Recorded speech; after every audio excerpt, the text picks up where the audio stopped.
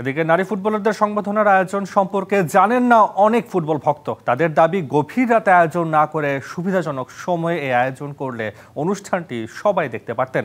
Football ফেডারেশনের নির্বাহী কমিটির সদস্য ইকবাল হোসেনের দাবি, এই সময় ছাড়া সংবর্ধনা অনুষ্ঠান আয়োজনের আর কোনো সুযোগ ছিল না।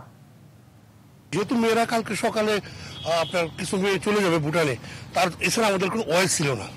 আর আপনারা বলছেন এই জায়গাটা আমরা মনে করেছি আসলে একটু ব্যতিক্রম কিছু করা, আমাদের প্রেসিডেন্ট চেয়েছে কিছু ব্যতিক্রম কিছু দেখানোর জন্য।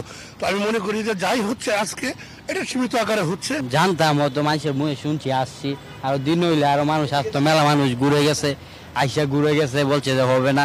এখন আমরা দাঁড়াইলাম, এই যে কাজ চলতেছে। একটু আগে দিলে অনেক ভালো হইতো, সবাই দেখতে পারতো, অনেক মানুষ আসতো।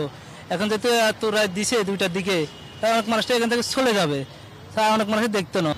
এটা 4টা অত 5টার দিকে হলে খুব ভালো হইতো। আর এটার দিকে তো কোনো পাবলিক প্লেস থাকবো না, ঠিক আছে? তাহলে এটা আসলে একটা লিগাল আমার মনে হয় না আর কি।